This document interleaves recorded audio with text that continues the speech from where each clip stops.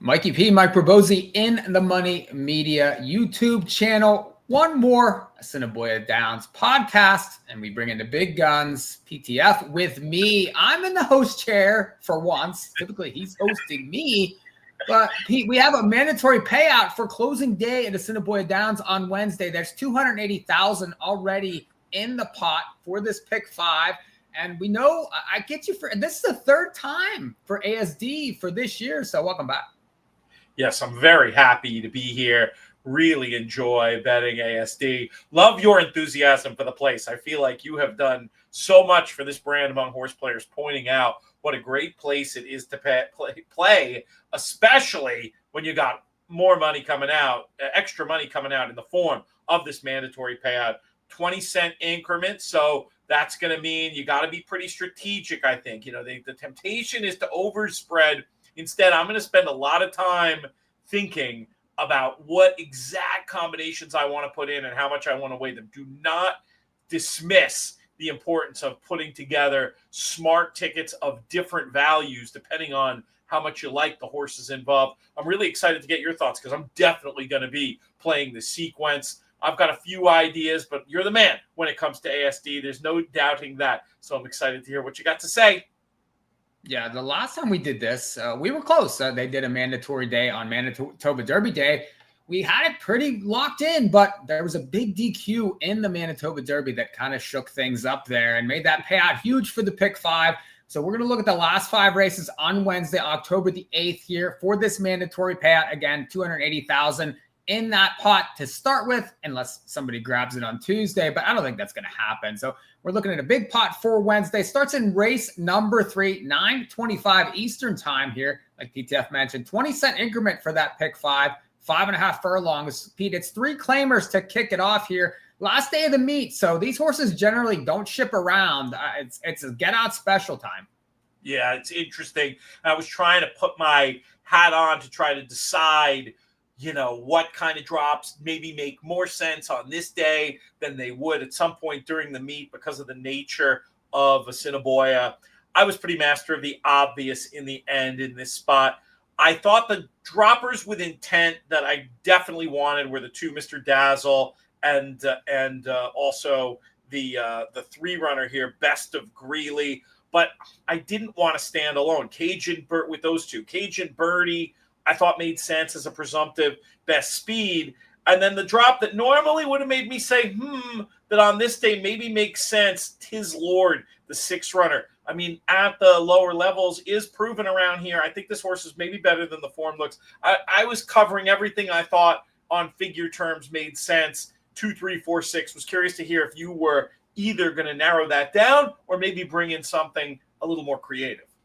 Yeah, this is the tough sequence, and it's a tough race to kick it off to. The benefit of the tote board, which sometimes can be indicative at ASD, certainly a lot of times the live horses will get bet, but there's a lot of droppers in there, like you mentioned. I think that the 2, 3, and 4 are the ones for me also. So very close to the same as you. Mr. Dazzle just has been facing better horses and has been in tougher spots. And you get the 5.5. Whenever he's close enough early, he's going to outfinish most of them. He has 10 wins at the racetrack, so I don't mind him, but Best of Greeley fits also. He's just too far back last time. Really no chance. And he's another one that if he's in the mix early, he's going to be right there at the finish. You get Whitehall back. I think that is a huge benefit for him. And then Cajun Birdie's won 3 straight and 3 straight up front. Now comes in a similar spot, but has been, I think, beating similar types here and, has to deal with the droppers. That's the problem for him, but hard to leave him out, especially as hot as he is. So I was 2, 3, 4. I was going to try to fade the 6 here just because he just hasn't really been passing horses recently, and Whitehall ends up somewhere else. So I have to, kind of cut down a little bit somewhere. I don't blame you for using the 6, but I'd probably be 2, 3, 4 there to kick off that pick 5. Makes perfect sense. Jump to race 4. Go ahead. Oh, I was just going to say, makes perfect sense to me. Jump to race 4, and it's another 3 claimer here. Now, this one is a condition type race. So this is horses that haven't won a race since April the 8th. So it's been a while for most of these horses. I think I was going to stand alone here with Curly Issa. Another big drop here. Now, won 5 races last year, is 0 for the meet this year, but I do think has just been in way too tough recently. This is a 5.5. It's a 6 furlong race. He's coming out of 5.5. I do think the distance suits him. I think his class could show up here, and I think he's going to be forward in the race. Now, he's 2-1 morning line. There's others that are going to take money in this race, but I got to shrink somewhere. I'm going to go with Curly Issa. Now, this kicks off $1, late pick 4. Also, definitely a bet that we are interested in. Pete, where'd you end up? I'm amazed, not amazed. I'm impressed that you're trying to stand in this race with a kind of a separator type single, because you're right. There are others who are going to take money. I tried to get cute. I put Plentiful on top. This horse back very quick, something that, kind of makes sense at the end of the meet, but you could also say they're thinking, why not? And isn't necessarily a positive. But I was just thinking back quick, should be sharper. I thought the turn back was interesting. And I thought this runner was possibly the best closer. And I do see a world in which they burn here. I will not be getting beaten by Curly Issa, who you mentioned. Big candidate to wake up on this significant drop. And I really like that run for this horse, 2 back. Middle moving into a fast pace on a track where closers appeared to be favored according to the Timeform US algo. Absolutely one I wanted. But I was then also going to put in the morning line fave in third in some combos, the 6 Explosive. I thought the horse just looked very obvious off this big barn switch. I thought the horse would be in good attacking position, could even be on the lead. But I'm impressed that you can fade that one. What is there some negative that I'm missing on Explosive, or is it just about value? No, I do think, like you mentioned, that race from Curly Issa back on September 3rd. That's the line I looked at also. That line buries this field. I know that it doesn't seem that way, but that was a way better spot for versus those horses against these horses. Big difference here in class. And I just think that he's due to wake up. And this is as low as he's going to get. Think about Explosive. I mean, he's been in 3 different barns the past 3 starts. Now, he's racing well, but I don't really like the jockey switch here. I do think that the distance could be an issue for him. Going to 6 furlongs. Those last several races have been at 7.5 and a mile and a 16th. 6 furlongs for this horse. If you look back, the last 6 furlong line on June the 10th didn't race very well. Now, that was versus much better horses. Horses like Judo, Lansdowne, Totalizer, all much, much better than these. But the distance switch for me, I do think this horse is going to take money in the race. And, I'm more favoring the 2 in his class, even though he really hasn't done much this year. I just think he's in the better spot. Yeah, I can hear where you're coming from with that. I guess for me, it was more of a trainer play than anything else. And I do like it when they switch barns a lot, just as an indicator that they're fit and sound. So it'll be fun to see how it plays out for sure. Race 5 is another 3 claimer here. Now they're going a mile this time. This is open 3 claimers in this spot. Pete, I was thinking this is a spread race. I'm curious where you ended up. I spread for sure. And I went a little crazy with a 20-1 on the morning line, Prairie Drifter as a top pick, thinking maybe we could make a best speed case. Not as fast as many of the others in this field, but did run the par number for this class 2 back. And again, drawn inside if the inside's all right. But I'm not going to stand alone. The 8, McEwen, is supposed to get a perfect trip in behind. The 4 and the 6 have numbers that fit very well in this spot. That's Nautical Moon and Charming Charlie. I guess I was maybe going to be able to take a little bit of a stand against the 10 runner in this spot, who I thought would catch plenty of money, Blue Sky Jade. My first blush was to beat, and then I sort of chickened out and put the horse in as part of the spread. The case against simply being, looks like a classic need the lead who won't necessarily get the lead. So I was mainly 1, 8, 4, 6, and maybe a little bit of the 10. What about you? Yeah, this is an interesting race here because a lot of these horses were racing last week. If you look, a lot of them coming back on very short rest. They raced in races that happened last week. So trying to get that last start in here before the end of the meet. I agree on a couple of the ones you like. I think McEwen's a use for sure, especially coming off that win. And got the right trip last time, but was 3-5. Was supposed to win that race and did. This horse has back numbers. Is finally waking up. Whitehall sticks here. I think that one's a use. But like you mentioned, there's others. Charming Charlie comes back off a pretty nice race last week. Got claimed in that spot. That trainer has won off the claim at this meet. And you get the apprentice jockey here too. That's raced very well at the meet. I think that she's been pretty live and puts horses in the right spot. So I do think that horse has merit also. One horse you didn't mention, I don't think, is the 11 Far Beyond. That one's in form also. His last 2 races are very sharp. That nice win at 7.5 on September 23rd came right back last week to be second versus McEwen. Now you get an outside post, but he's a stalker. He's going to get that right trip, and that's the trip he wants in here. So the fact that he's woken up recently, I want to use him, especially at 10-1 morning line. And then my bomb would be the 2 Diamond Concerto, 20-5-1 on that morning line. Faced a couple of these last time there. If you look, last week was 3rd versus Nautical Moon, Charming Charlie.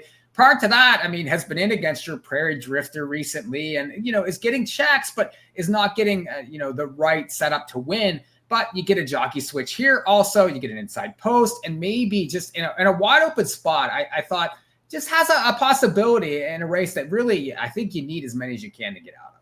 I was just going to say the same thing. It's in as many as you can spot.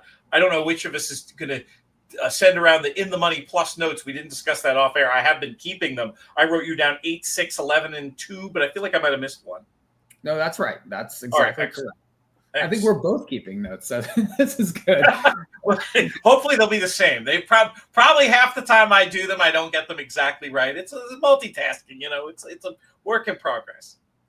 Race 6, a little bit better level of horse here. $7,500 claimers going 7.5 furlongs. And I was just too deep in this race. I'm going to try the 1 back. It was this big. This horse has won 3 straight races here and seems to be getting better and just is kind of climbing out and finishing, drawing out at the wire in its last 2 races, has come up the class ladder very well. And this horse is very sharp, is going to be close to the pace again. 4 for 6 overall at this racetrack. A must use in this race here, I think, is very sharp, and I'll use that one. But I'm going to try the 5, Luca Grazzi also. Has taken very well to this racetrack since showing up here back in July. Just was very sharp there. A couple wins, a couple second place finishes, and then just was in too tough in those last couple. Was claimed 2 back. I do think could be an off the pace type race in here in this spot. And there's enough speed that I think this horse could get the right trip. So I was 1-5 here in race 6. Pete, where are you at? I looked at both of those. I was wondering, since I'm spreadier than you up to this point, if I might need to plant a flag. And interestingly, the one I was thinking about doing that with is not one of your 2, both of whom I had on my backup line if I end up going in a different direction. I thought Magic Tiger looked like the right one. I love it when a horse with tactical speed has the best late pace, and that looked to me to be the case with Magic Tiger. Might be able to get the right kind of trip. And I guess my problem was if I didn't go that way, I could talk about the 1, the 4, the 5, or the 8. And rather than go 5 deep, I was going to push as A's, I was going to push the idea of at least the 6 as an A, and then maybe if you can afford backups, depending on how you're playing it, 1, 4, 5, 8 behind that. I'm certainly going to take an added look and maybe keep grinding on that second spot, and maybe I'll end up just backing up with your 1 and the 5. But I definitely need some 6. What did you not like about Magic Tiger? I do think he has a class edge, but if you look, I mean, the past 2 years, he's 1 for 16, and he's 7-5 in the program. Now, he races typically in a lot of stakes, but I do think that distance is an issue for him. The longer it is, the better it is for this horse. And, last year won the Mount and 8th race here. This year, that was some of his better races when they stretched out in distance. Now you're at 7.5 again. He's shrinking in distance. And I just don't know that that's what he wants. I think that, yes, he's faced tougher horses this year. Yes, he has a class edge over many of these, but is he going to get there going 7.5? That is the problem for him. For me, I do think that these other horses will be in front of him and probably are going to have to, be tracked down. He better be closer because if not, I think Magic Tiger will end up a fast closing, maybe 3rd or 4th in this race. He's going to be a short price again. So I was trying to take a stand against. Yeah, it makes sense. I'm hoping on the pace map that it'll be closer. Yeah, if he gets trapped too far back, it could be a long afternoon for a short price favorite. But on the trip I see in my mind's eye, I got to keep in the mix. Race 7, last race of this ASD meet for this year. Got to finish out these late sequences. 10 claimers, 3 lives. Pete, got to ask you, how are we going to get paid? That's my line. Well, pour one out for the ASD meet. It's been great fun. It's been so fun working with the team over there. Again, your enthusiasm for the product is palpable, Mikey, and I love coming on here from time to time and getting to give my thoughts.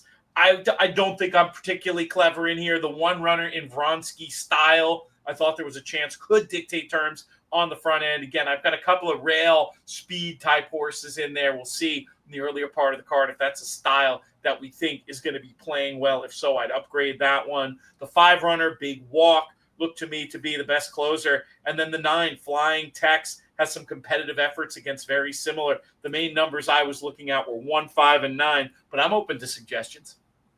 Yeah, I don't mind your 9. I think Flying Tex probably gets the right trip in here. You get a slight drop versus the horses that he faced last time is Jerry Gourneau, who has certainly come back with a vengeance, has 29 wins there with 122 starts at the meet since he returned. So he's certainly, his barn, everything he throws out seems to be very sharp. I do think that one gets the right trip. These inside horses all want to go, right? The 1 seems to have speed. The 3 wired a field last time. The 4 wants to be up close. Even the 5 likes to be close early. So it's going to be, I think, a pretty big front end in here. I'm going to use the 9, but I'm going to try the 3 Spike It Rich. Also, another speed type. I like the last 2 races that weren't stakes, those 2 maiden races. This horse was very forward in those races, just galloped last time, and really nothing was close. I do think that maybe some confidence could have been gained there, and he's going to be in the mix with these speed horses early. The ones, coming from Emerald, hasn't raced in a little while.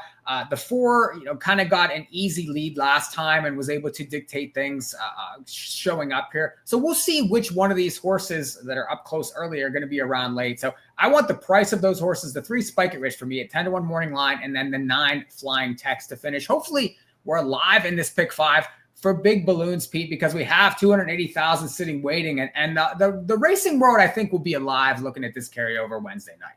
Yeah, it's going to be super fun. Always good to have these later night for the East Coast opportunities. If you missed out on our Assiniboia coverage throughout the year this year, I betcha we'll have these guys back in the fold next year. I encourage you check it out. It's fun to have some thoroughbred racing on the East Coast at this time of night. It's a good product, and especially when you get a chance like this to swing at a mandatory payout in a gimmick like this, it's going to be a lot of fun into the wee hours. We have the baseball on one TV and the SD on the other. Well, Pete, this has been fun, actually. I don't get to host you very often, so this is a little bit of a role reversal, but I think we kind of figured it out. Of course, Breeders' Cup getting ready to kick up on the network. Lots of great things all over the place. Shows with you and JK, you and Nick Tamaro, lots of Keeneland coverage. So then the network's wire to wire. It seems like every day now. Yeah, no doubt about it. We're going to have stuff pretty much every day from now until the Breeders' Cup.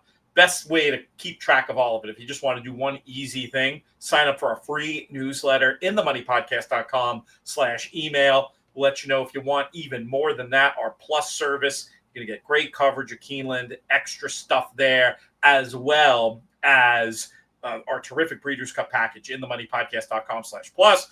We didn't even talk about this off-air production meeting in the middle of the show. I want to do something with these 2 carryovers. If you like carryovers, it's Friday, Sunset 6 and Coast to Coast have carryovers in them. Nick and I are going to tackle that. It'll be kind of a free In the Money Plus preview for our clients over that way. You're going to want to check that out. But yeah, there's just so much stuff going on, Mikey. It's been so great to have you be such a big part of the team for these last, how long has it been? It's been more than a year now. It's been great following your coverage, and I will sit in the host chair, the guest chair rather than the host chair if you're involved anytime.